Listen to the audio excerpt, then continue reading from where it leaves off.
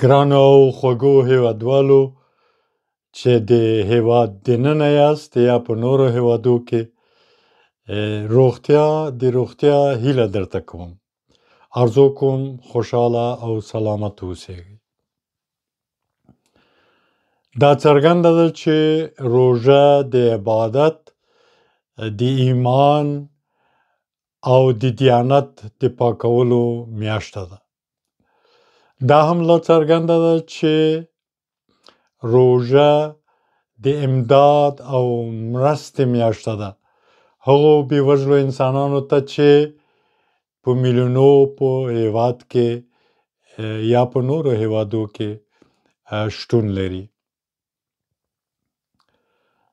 زه نن تاسو ته په روژه کې د خوړو په هکله او د څښلو په هکله د طب د علم پر بنسټونو باندې د ډیرو مهمو څیړنو پر بنسټونو باندې چې ډیرو لویو پوهانو کړي دي تاسو ته غواړم څرګندونې وکړم او د میتابولیزم پروسه یا جریان یا لړۍ تاسو ته در وپېژنم چې دا پروسه څونه مهمه ده.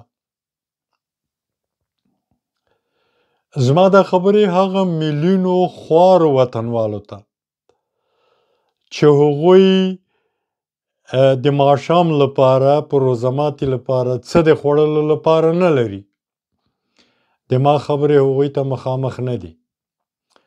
هغوی په کال کې ټول کال روژه دي. هغوی څه نه لري د خوړلو لپاره.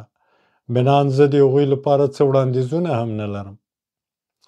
زما وینا او خبرې او معلومات هغه کسانو ته مخامخ ده چې هغوی د ماښام لپاره د روژه ماتي لپاره څه لري. میتابولیزم څه ته وایي؟ میتابولیزم طبي اصطلاح ده چې د هضم، د جذب او د دفع جریان او لړۍ ته وایي. په څه معنا؟ کوم وخت چې مونږه غذا خورو او ډوډۍ خورو دا باید هضمه شي زمونږ په وجود کې. دا چې هضمه شوه زمونږ د هضم ارګانو کار پې وکړه د دې مواد باید جذب شي وینې ته.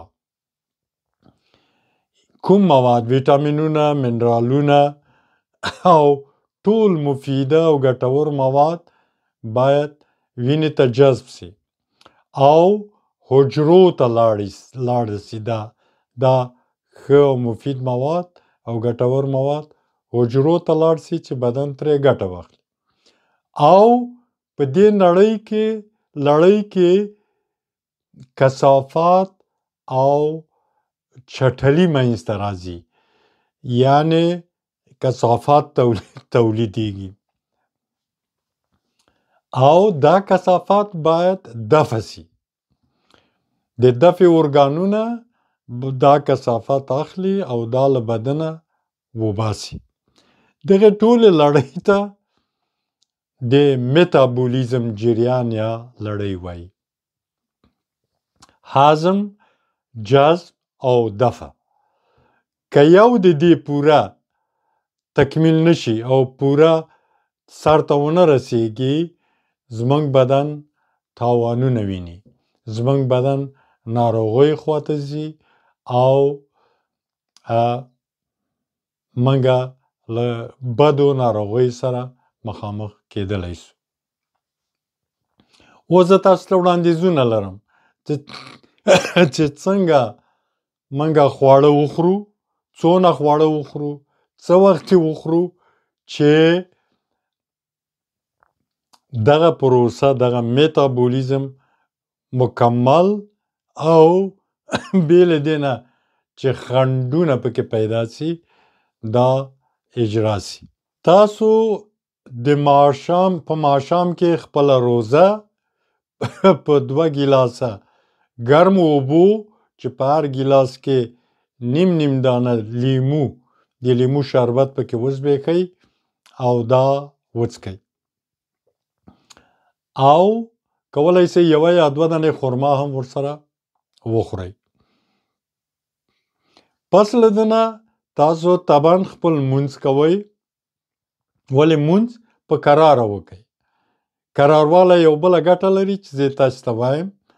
یو خو دا ده چې لمونځ عبادت ده او موږ چې خدای پاک ته درېږو باید په ډېر احترام ودرېږو او خپل عبادت مکمل او په کراره انجام کو او اجرا یې کو.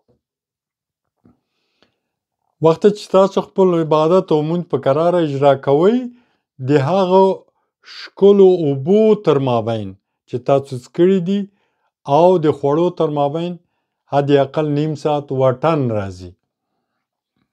دغه فاصله واټن موږ ته ډېره ګټه کوي، یعنې بیا د دغه هضم او میتابولیزم جریان ته ډېره ګټه کوي. وروسته له لمانځه نه تاسو خپله غذا په کراره وخورئ او ډېره یې ښه وژډوئ.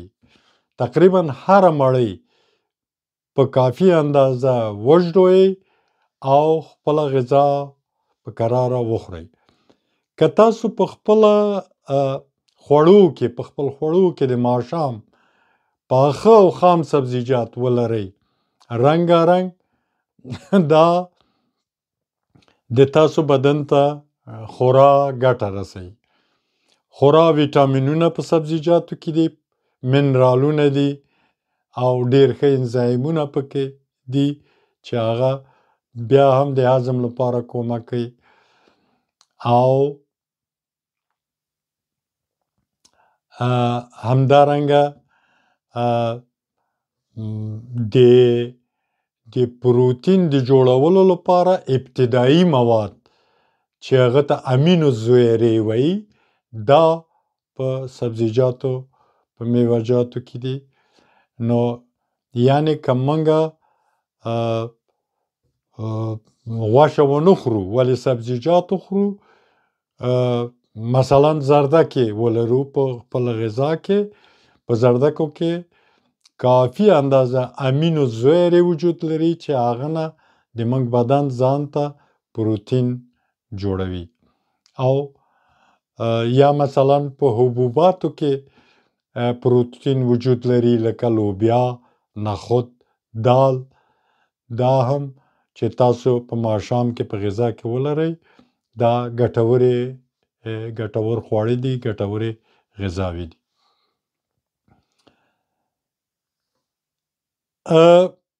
بې اندازې خوراک مه کوئ. همدا چې تاسو احساس وکړ چې زه اوس مړښت خواته ځم، غذا نوره مه خورئ. ډېره غذا بدن ته ضرر رسوي، بخصوص د هضم ارګانونه ډېر فشار لاندې راځي، ډېر شدید فشار لاندې راځي او ډېره غذا خوړل مناسب کار نه ده. همدارنګه په جریان د خوړو کې اوبه مه څښئ. اوبه یا چای مه څښئ. ولې یې مه څښئ؟ څه پیښیږي که موږ اوبه یا چای وڅښو؟ زموږ د خولې د چوکاټ نه، د داخلي دیوالو نه، د موږ د مرۍ نه او د موږ د معدې نه د هضم لپاره مواد راځي، مواد ترشح کېږي. کوم وخت چې موږ خواړه خورو مواد راځي او دا مواد د هضم جریان اسانه کوي او تکمیلوي یې. وخت چې موږ او تاسو اوبه وڅښو یا چای وڅښو، دغه شیره، دغه مواد چې دا څاڅکي راغلي دي، دا ډېر کمې څاڅکي دا له اوبو سره او چای سره ګډېږي او د دې اغېزه او تاثیر له منځه ځي په هضم کې. بناً تاسو محققین وایي، دانشمندان وایي چې اوږده تحقیقات یې کړي دي چې په جریان د خوراک کې تاسو اوبه مه څښئ. بخصوص رنګه اوبه چې هغه ډیر تاواني اوبه دي او هغه کیمیاوي مواد په خپل ځان کې لري، هغه د موږ بدن ته خورا ډیر تاوان رسوي، بنان هغه خو هېڅ مه څښئ. همدارنګه وروسته له ډوډۍ نه زموږ وطنوال عادت لري پرله پسې وروسته له ډوډۍ نه میوه خوري. دا هم مناسب کار نه ده. دا هم د محققینو تحقیقات ښیي چې د هضم پروسه ګډوډوي او د هضم پروسې ته تاوان رسوي. ولې تاوان رسوي؟ میوه ډیر اسانه هضم لري. په 10 دقیقو کې، په 15 دقیقو کې یا په نیم ساعت کې د هضم پروسه تکمیلیږي د میوې. ولې که موږ خواړه خورو او بخصوص که غوښې پکې په خوړو کې، د دغه خوړو لړۍ د هضم له 8 نه تر 14 ساعتو دوام کوي. له 8 نه تر 14 ساعتو. وخت که موږ میوه او خواړه پرله پسې وخورو او په معده کې واچوو، د میوې هضم د خوړو له خوا نه ګډوډېږي او د خوړو هضم د میوې له خوا نه ګډوډېږي. یعنې دا پروسه مشکل سره مخامخ کیږي. بنان میوه 1 یا 2 ساعته، همدارنګه چایونه 1 یا 2 ساعته وروسته له ډوډۍ نه نوشیجان کړئ او ویې خورئ.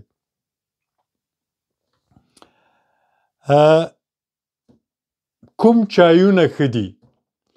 شین او تور چای کوم چې موږ او تاسو عادت لرو په وطن کې خورو، دا ښه چایونه نه دي. دا مفید چایونه نه دي. که څه هم تحقیقات ښیي د دانشمندانو چې شین چای ښه چای ده، ولې دغه شین چای چې موږ یې لرو دا نه. دا هغه ټیټترین سورت یا دستبندي د چای ده چې موږ ته راځي زموږ هیوادو ته، فقیرو هیوادو ته. دا نه. یو نوع شین چای ده چې هغه په جاپان کې تولیدیږي او هغه ډیر لوړ چای ده، لوړ سورت چای ده او ډیر قیمته هم ده.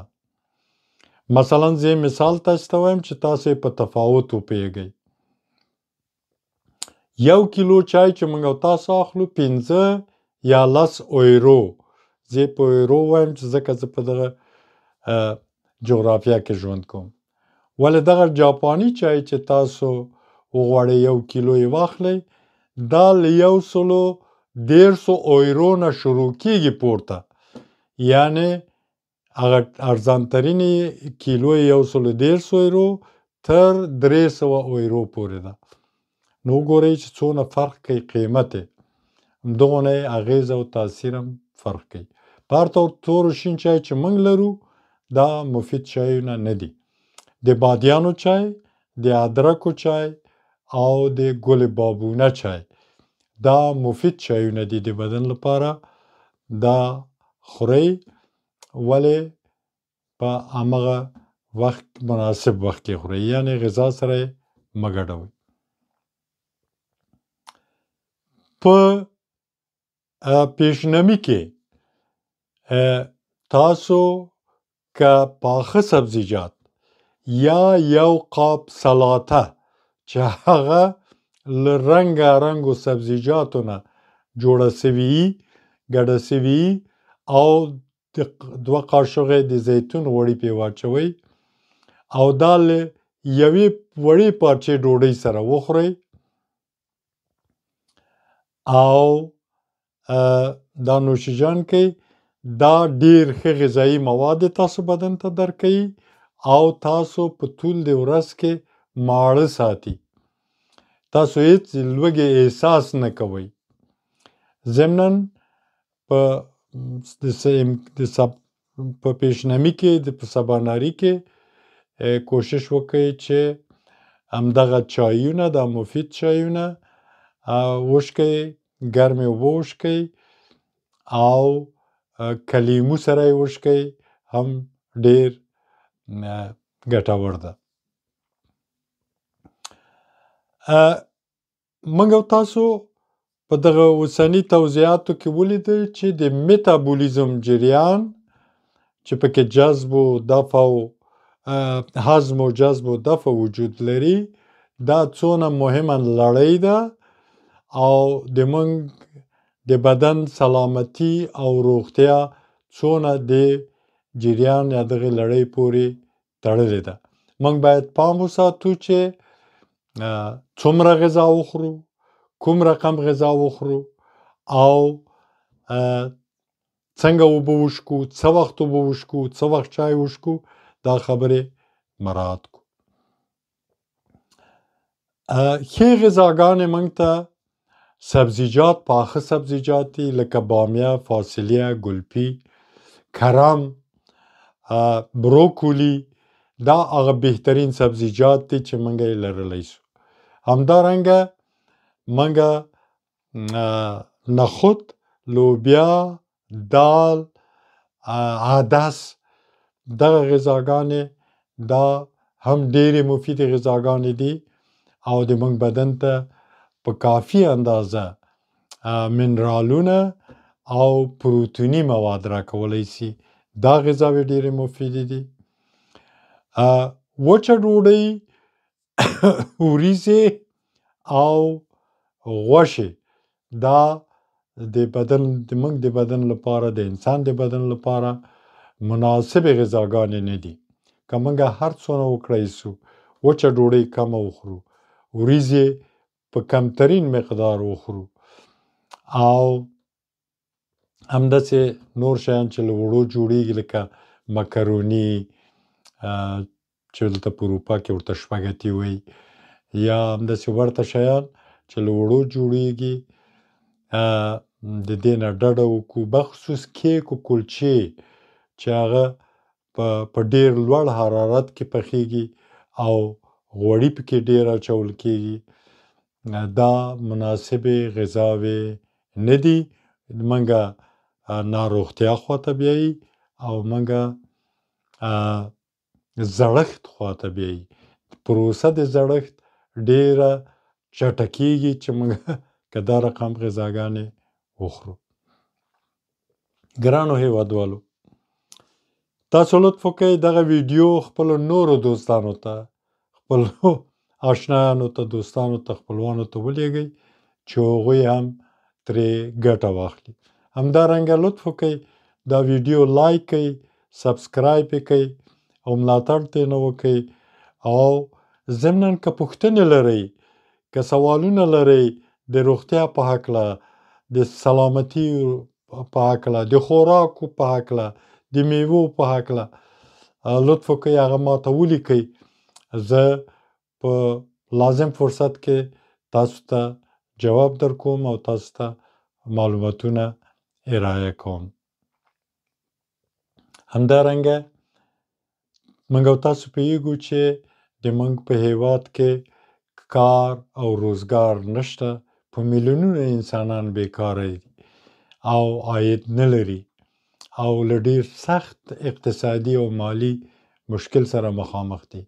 د موږ او تاسو ایمانی او عقیدوي او انساني دنده ده چې موږ مرسته وکړو.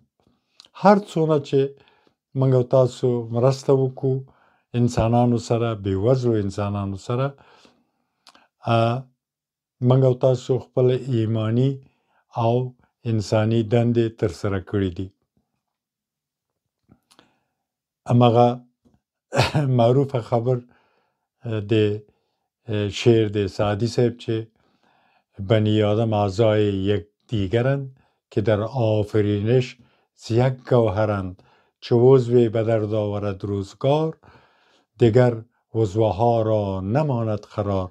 تو کز محنت دیگران بیغمی، نشاید که نامت نهند آدمی. سعدي دونه وړاندې ځي وایي تو کز محنت دیگران بیغمی، ته چې د نورو مشکل د نورو پرابلم د نورو لوږه تا ته مهمه نه وي، نه شاید که نامت نهند آدمی، نه ښایي چې تا ته د انسان نوم کېښودل سي. خو موږ او تاسو د خدای د هغه انسانانو په جمله کې نه حسابوي او تاسو کومک کړی، مرستې مو کړي او نورې هم بېوزلو انسانانو ته مرستې وکړئ.